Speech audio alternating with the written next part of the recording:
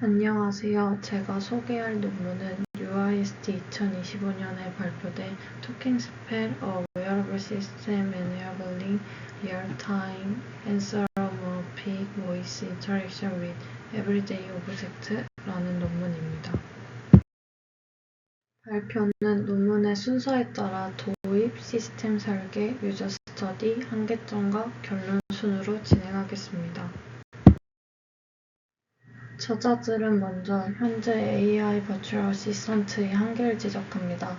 알렉사, 시리, 챗GPT 같은 VA들은 HC를 크게 바꿔왔지만 중앙 허브 방식으로 동작해 사용자와 실제 사물 간의 직접적인 상호작용을 방해한다는 문제가 있습니다.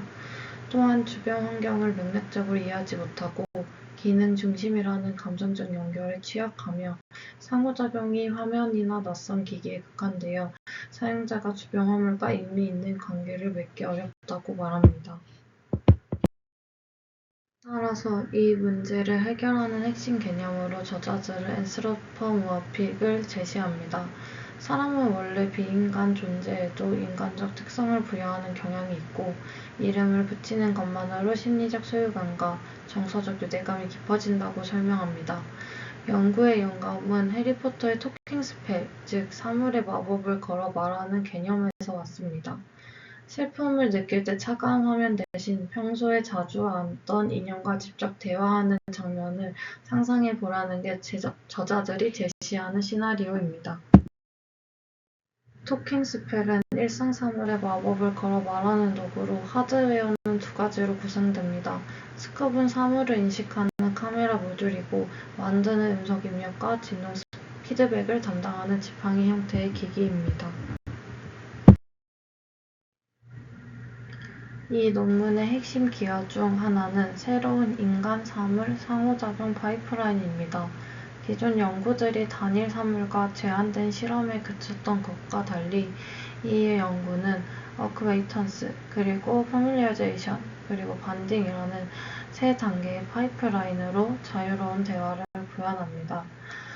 어큐웨이턴스는 처음 만나 인상을 형성하는 단계이고 퍼밀리어제이션은 그 이후에 만난 재인식 단계, 그리고 반딩은 그 이후에 지속적 대화로 관계를 심화하는 단계를 말합니다.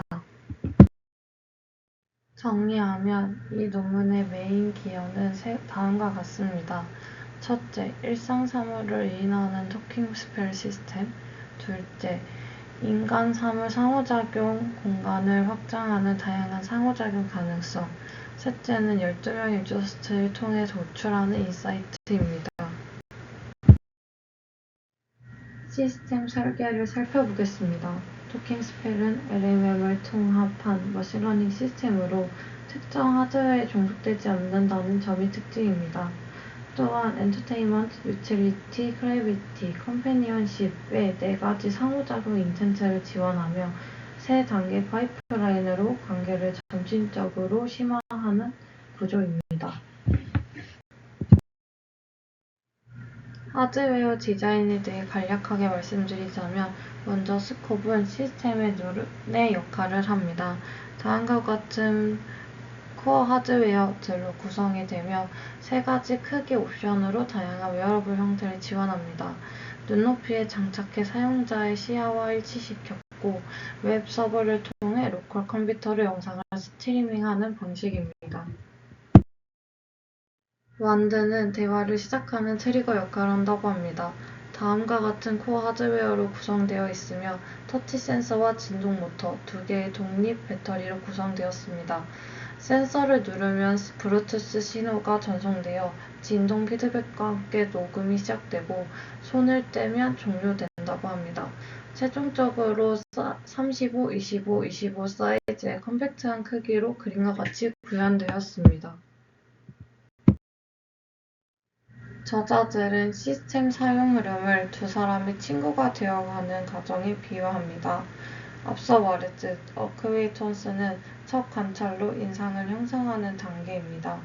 이후에 패밀리어제이션은 재인식하는 단계이고 반딩은 지속적인 대화로 관계를 심화하는 단계입니다. 사용 흐름에 대해서 더 자세하게 말씀드리겠습니다. 어크웨이턴스 단계에서는 스코프로 사물 이미지 100장을 촬영하고 그 촬영된 영상 가지고 SAM2 모델로 세그멘테이션 한 뒤 욜로 모델로 학습 데이터셋을 생성하여 트레이닝했습니다. 동시에 QM 비전 모델을 사용하여 사물의 이름, 성별, 나이, 성격, 배경, 목소리, 톤을 담은 의인화 페르소나를 제이슨으로 자동 생성했습니다. 즉, 사물을 처음 만나는 순간 그 사물만의 정체성이 만들어지는 구조입니다. 파밀리아제이션은 카메라 뷰에서 사물을 재인식하면 재인식된 사물에 해당 제이슨 페르소나를 불러와 맥락적 대화를 준비합니다. 반딩 단계에서는 실제 대화가 이루어집니다.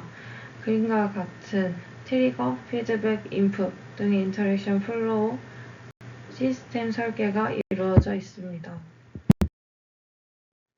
메모리는 제이슨 파일에 대화를 기록하여 저장하는 방식으로 최대 10개까지 유지하고 5사이클이 초과될 시 오래된 기억부터 삭제합니다.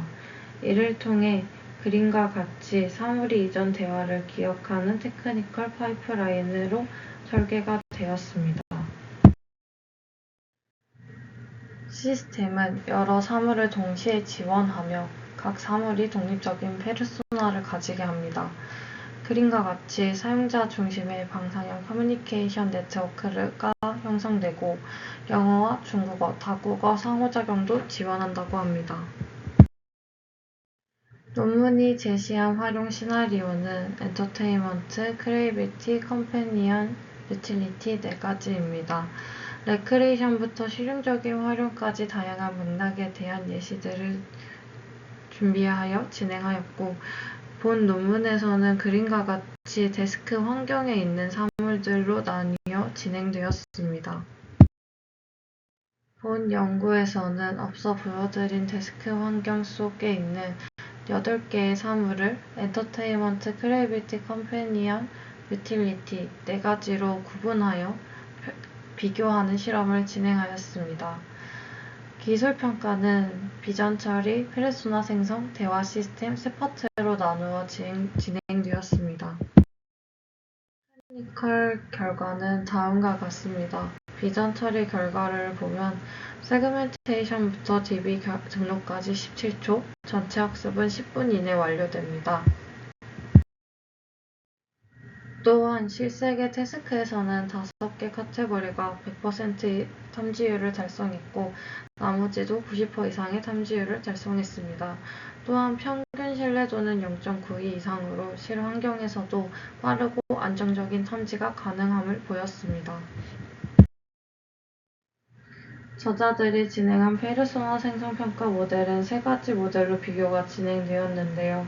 그 당시에 출시되었던 Q1 비전 모델과 GPT 3.5, 그록 3과 동일한 조건에서 비교가 진행되었습니다.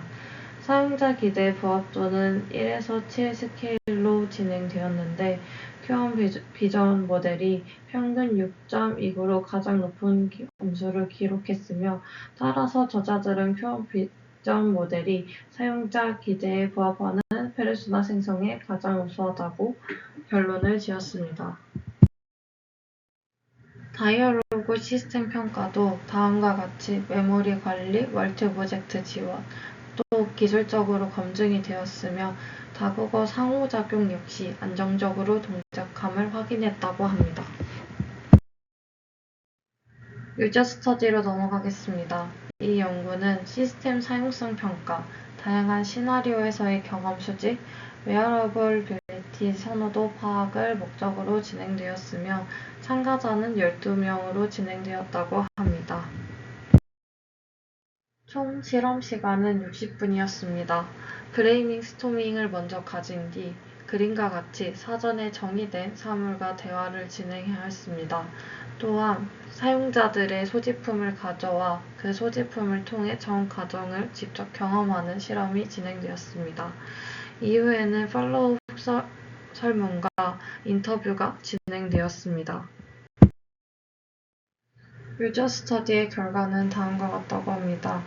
SUS 사용성 평가에서는 79.09로 높은 사용성이 확인되었습니다. 또한 추천 가능성에 대한 서베이에 대해서 질문했을 때 10점 만점에 8.67점으로 높은 점수가 나왔으며 NPS는 41.67%였습니다. 인체체 선호도에서는 컴패니언십과 엔터테인먼트가 높은 상위권을 차지하였고 유틸리티와 크래비티가 뒤를 이었습니다. 저자들은 이를 통해 의인화가 실용적인 맥락보다는 감정적, 유의적 맥락에서 더 유효하고 더 선호도가 높다고 해석을 했습니다. 참가자들의 피드백은 다음과 같습니다. 먼저 예상 밖으로 목소리가 중요한 감각 채널이었다는 점이었습니다. 4명의 참가자들은 본 실험을 통해 음성 기반 커뮤니케이션이 사물과의 상호작용을 예상보다 의미 있고 역동적으로 만들어준다고도 응답했으며 한 참가자는 음성이 시각보다 더 많은 상상 여지를 만들어주는 것 같다고도 응답했습니다. 하지만 음성 기반이 더 강력해져야 된다고 피드백을 남겼습니다. 두 번째 발견은 창의성 측면입니다. 한 시나리오는 크래비티 시나리오였는데요. 이 시스템에서는 코어 디자인에 대해서 진행했다고 합니다. 이를 통해 참가자들은 자신을 창의적이지 않다고 생각했었지만 본 활동을 적극적으로 참여하게 되었다고 합니다. 예를 들어 그림 그리는 과제에서 사물이 잘하고 있다는 부분과 정말 마음에 들어요 같은 지지적 피드백을 건네자 참가자들의 자신감과 참여도도 눈에 띄게 높아졌다고 했으며 사물이 단순한 도구가 아니라 격려해주는 파트너로 인식되었다고 합니다. 그리고 이모션 연결에 대한 내용도 있었는데요. 감정적 연결과 관련해서는 사전에 준비되었던 사물보다 참가자 본인이 직접 가져온 개인 소지품을 사용할 때 감정적 연결이 훨씬 강하게 나타난다는 결론이 있었습니다. 이는 이미 그 사물의 개인적인 의미와 기억이 쌓여있기 때문이라는 다음과 같은 피드백이 있습니다. 그리고 참가자들이 원한 추가 기능은 크게 3가지가 있었는데요. 첫 번째는 능동적 상호작용입니다. P3와 P11은 사물이 사용자가 말을 걸길 기다리는 게 아니라 먼저 말을 걸어왔으면 좋겠다고 했습니다. 이는 마치 살아있는 존재처럼 느껴지려면 수동적인 반응을 넘어 주도적인 상호작용이 필요하다는 것입니다. 두 번째로는 멀티-에이전트 상호작용입니다.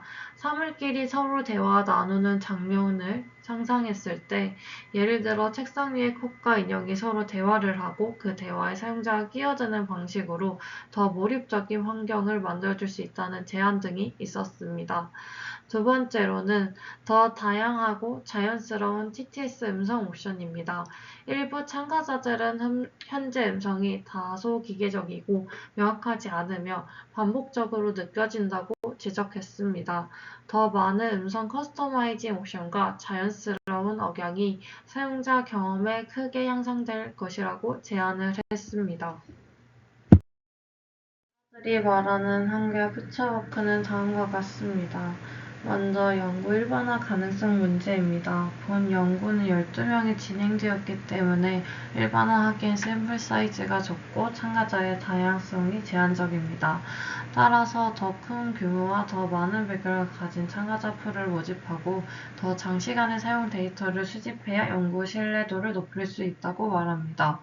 두 번째로는 시스템 배포 하드웨어 문제입니다.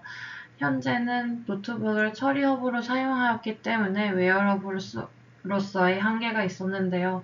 이는 스마트폰이나 스마트워치 등으로 이전하여 무거운 처리를 클라우드 서버로 오프로드해야 한다고도 밝혔습니다. 또한 아직 크기와 무게가 웨어러블에 최적화되지 않아 더 얇게 만드는 것이 과제라고 합니다. 세 번째로는 상호작용 기능 확장 문제입니다. 앞서 말했던 참가자들의 피드백을 통해 말하는 메커니즘 설계가 향후 과제이며 멀티 에이전트에 대해서도 남은 과제라고 합니다. 번째로는 피드백에서 나왔던 몰입감과 오디오 품질 문제입니다. 피드백에서 받은 오디오 문제들로 저자들은 향후 공간 오디오를 더 현실적 있게 그리고 이인화된 TTS 기법을 도입해 몰입감을 높이고 사용자의 불편함을 줄일 계획이라고 했습니다. 마지막으로는 맥락 인식 문제였는데요. 현재의 비전 언어 모델은 사물의 외형을 보고 일반적인 페르소나를 생성할 수는 있지만 특정 문화적 맥락을 반영하지 못한다는 특징이 있었습니다. 따라서 향후에는 딥온라인 검색 기능을 연결해 사물의 정체성에 맞는 목소리와 이야기를 정밀하게 생성할 수 있도록 계획할 것이라고 패치워크를 남겼습니다. 마지막으로 결론입니다. 이 논문은 일상 사물에 음성과 페르소나를 부여하는 웨어러블 AI 시스템 토킹 스펠을 제안했습니다. 어쿠에이턴스와 패밀리어제이션, 번딩이라는 파이프라인을 통해 개인화, 창의성, 감정적 연결을 향상시켰으며 향후 능동적 멀티 에이전트 상호작용과 하드웨어 최적화를 과제로 남겼습니다. 이상으로 발표를 마치겠습니다. 감사합니다.